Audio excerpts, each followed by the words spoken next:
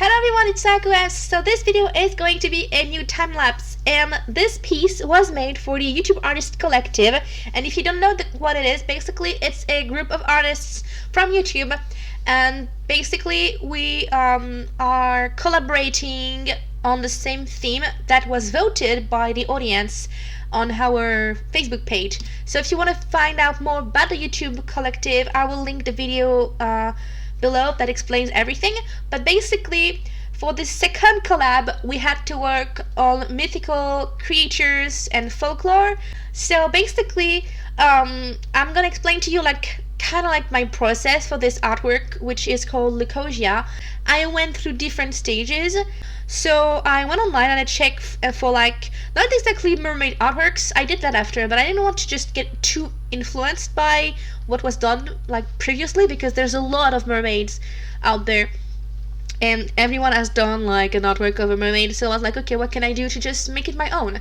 So I googled stuff about Greek mythology and about the the origins of the mermaids and things like that, and I found that there was some famous kind of mermaids, basically called sirens, and they're from Greek mythology. And I found that one of them was called Leucosia, and I was like, oh, that's an interesting name. So I googled her and I found a Wikipedia page literally saying that it's one of the sister from there's three sisters in the legendary kind of, I don't exactly know, in the myth, and Leucosia is supposed to be the one that is Leucosia means the white creature. And it clicked instantly. I was looking at it, the description didn't give too much, but I just know that I wanted to work with this concept of the white creature, which I didn't really I wasn't focused on getting her but that was just my inspiration, right? So I had that. I also found out about mermaids that basically in this old form, from a long time ago, people used to describe them with wings. So I was like, hey, that makes perfect sense. Let's go and just do some mermaids with wings.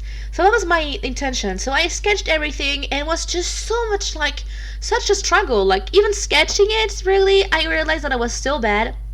Sometimes it's very frustrating when you just can't make your hands do what your brain wants.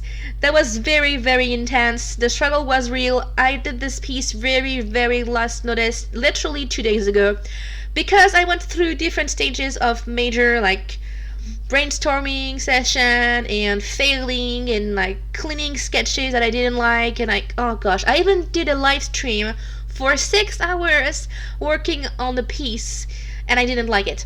So you saw basically different stages of the sketches of this concept that went from basic sketches, and then I worked on a duo mermaid that were in love, and I like the concept and I do want to work on that mermaid love kind of deal, but it wasn't really fitting my original idea.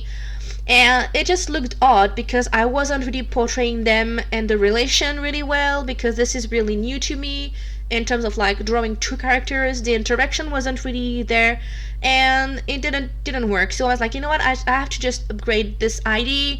I changed the concept to do still two mermaid, but getting closer to my, I guess, original idea to have a white mermaid and maybe a more of a warm tone mermaid. So there was still two, but for some reason the white mermaid on the right, I just didn't feel I didn't like her. It didn't like her. So I tossed everything. Not tossed everything, but I was like, no, this doesn't work. I need to upgrade and go back to my original idea to do a mythical creature. So I wanted something very ethereal, kind of mysterious, and so I used my concept of the warm mermaid, and then I turned into Leucosia as a single mermaid, an artwork, very ethereal, kind of okay, let's put her on the beach. And I wanted an artwork that was basically kind of a postcard I don't know, something that we'll find like in an old book, like very historical kind of coloring and very detailed and very soft. And I did something different this time. I didn't really use copic markers, just tiny bits here and there, but I did 99% of the artwork with watercolors only, and I really really liked how it turned out. And in terms of like how can I describe what I did? It's very hard for me to just explain the process sometimes, but basically, I'm gonna. Okay, long story short, I used transfer paper for the first time. I'm not a fan of it, but it just saved me some time. And then I decided that I wanted to have. I wasn't sure with like, okay, should I put a line art, clean lines, whatever. But with transfer paper, there was some like graphite powder everywhere, so I had to erase it. But if I erase it, then I don't have my lines. So I decided to do a line art, but very like pale kind of fine lines. So I use a 0.1 fine liner, like my Unipin liner, which is like one of the smallest that I have, and I really really love that because I was able to hide the line art in the end, which I will explain. Actually, you already saw that, but I was able to hide it, which was very interesting.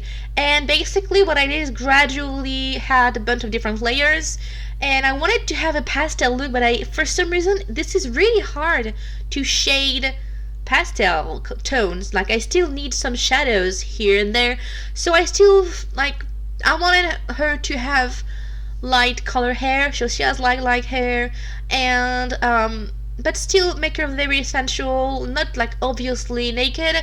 Some people will be like, oh, free the nipple. I mean, I'm all about that, and I feel like in general people are totally sexualizing the breast and boobs, which is pretty much true. I think that there's nothing wrong with showing the nipples, but I prefer when it's hidden because I feel like you picture more yourself when you imagine it than when it's obviously already there.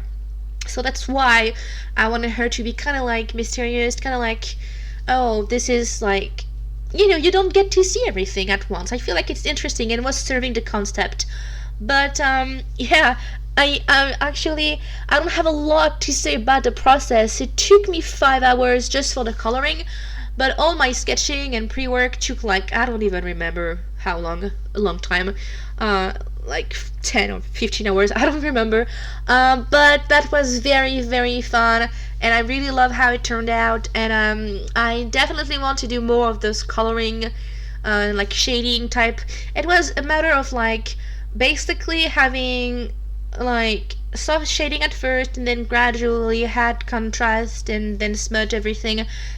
I'm learning, I guess I'm still learning how to use watercolors, but I think that I found a way to make it work for my own style, and I like that the outcome really just looks like an illustration and it tells a story, and it's definitely the kind of artwork and the kind of coloring style that I want to work with in terms of like if I work with watercolors. So I'm really happy with that. And so, yeah, I think that's pretty much it for what I really have to say about the piece. I do plan on making a more complex video where I get in depth about the process. If you're interested, you can actually get this video on my Patreon page, and to get that video you have to pledge before the end of the month. And yeah, so there's like another video but only for Patreon, and this one is going to be more about like the process, getting into like details about everything. This video for YouTube was mainly just the overall concept and how I got to that. And if you want to know more about my I guess how to shade kind of process, I'm planning on doing more watercolor tutorials when I'm a bit more like familiar with how I do it. But yeah, so if you're interested into getting like extra content for this video, there is a longer version and a focus point video on the hair for this specific artwork on my Patreon page for anyone who's pledging before the end of the month. basically the end of February. And that's the last thing I had to say. I think I'm really happy with the outcome. I hope you liked it. I definitely want to do more of those like in the future. And yeah, so the last thing, basically this artwork is of course available on my shop, the original and the print. And we used to do auctions for the collective, but I think it's just way easier to just, you know, put it up for sale, and the first one to get it is just the first one to get it will just get it, basically. And so yeah, I think that's pretty much it. Yeah, if you have any kind of feedback about the piece, like tell me if you like the style or if you prefer what I used to do before. I don't know, I feel like this is one of my best artworks so far, especially the one I put on YouTube, and I'm really happy with it. So yeah, and I'll definitely do more mermaid art in the future. But yeah, I think that's pretty much it. So if you're interested to check the other artists' work for this collective, I will put the link below. If you didn't know, there's Bailey J, Jellybee, Lydia Crescent, Sluggy, Artbar Karini Ely, and Zara Banez are in a collective, and they all did a piece for Mythical Creature. So I'm really excited to see everyone's work. But yeah, I think that's pretty much it. So thank you so much for watching, guys, and I'll see you next week. Bye bye!